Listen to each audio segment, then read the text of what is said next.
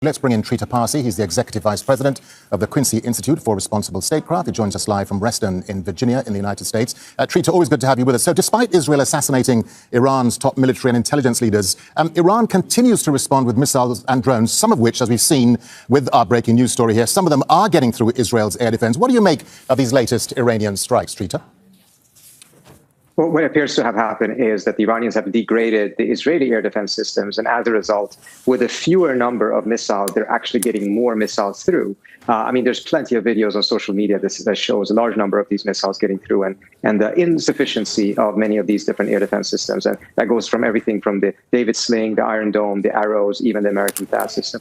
I think by and large, the Israelis clearly miscalculated. They thought that this is going to be easy. They thought that this is going to be the same as bombing refugees in tents, which they have been doing for a year and a half now. Instead, they're getting a real fight back. And the question is, to what extent does that change the Israeli government's calculations? The only thing we have seen so far is that they've gone to the United States and asked the United States to enter the war. But we've not seen any other indications of them trying to find an exit. Talk to us then about the geopolitical nuances then, Trita, the sort of various scenarios as to how this conflict could end. I mean, the US and Iran could return to negotiations, or we could see a complete destruction of Iran's nuclear program, which is what Prime Minister Netanyahu wants. Well, the Israelis don't seem to have the capacity of doing the complete destruction. That's part of the reason why they're asking the Americans to step in. But the Americans or the Trump administration does not seem to have much of an appetite for war. In fact, his base, the core of his base, the MAGA base, is dead set against any war with Iran. They're even against the U.S. supporting Israel in this war. And I think there's a strong sense of betrayal amongst many of the MAGA supporters for Trump having gone along this far with the Israelis. So I don't think the U.S. entering the war absent the Iranians directly targeting the U.S. is a likelihood. Trita, what about the issue of regime change in Iran? I mean, Netanyahu has declared this as one of his objectives. I mean, how possible is this? Or are Israel's attacks just hardening the resolve of ordinary Iranians on the streets who would coalesce and come together in support of the regime?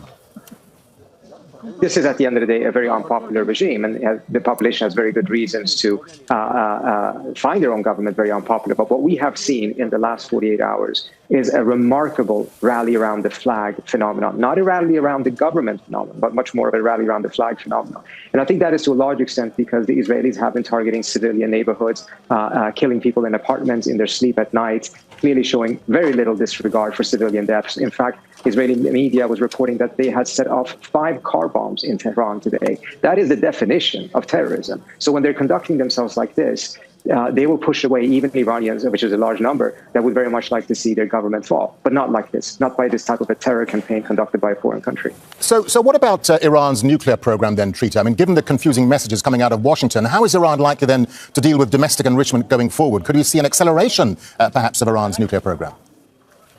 Well, the first thing that is happening is that the program is going to go dark because as the facilities are being bombed, the Iranians are not going to continue to do that type of transparency and inspections with the IAEA, particularly after European countries never even condemned the attack on nuclear facilities.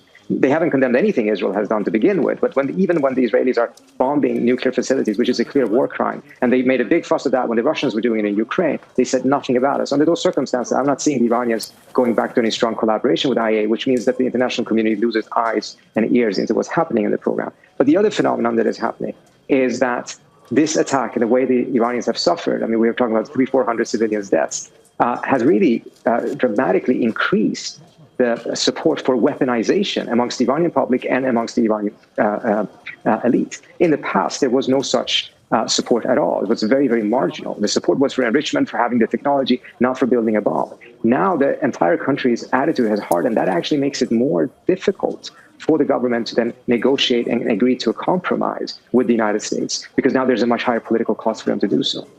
Trita, what are you making then of this extraordinary report that President Trump vetoed this Israeli plan to assassinate Iran's supreme leader? If it's true, Trita, why do you think Trump said no? Well, based on the conversations I had with the Trump administration officials, it is true. And one of the factors here is that in order for there to be any negotiation down the road, there is a realization that one of the key blocks that prevents the Iranians from building a nuclear weapon is actually Ayatollah Khamenei himself because of his fatwa. You hear other Iranian officials plead with him on Iranian TV to lift the fatwa. So the fatwa is actually eliminated with the death of the supreme leader. So that is one of the factors as to why the Trump administration probably did not want the Israelis to go that far. But also, when you're going after the top political leadership, then you are clearly signaling that this is a regime change war. The Israelis are even calling it a regime change war. Many of the supporters of Israel in Congress are calling it a regime change war. That is exactly the type of language that triggers Trump's MAGA base, because they're dead set against anything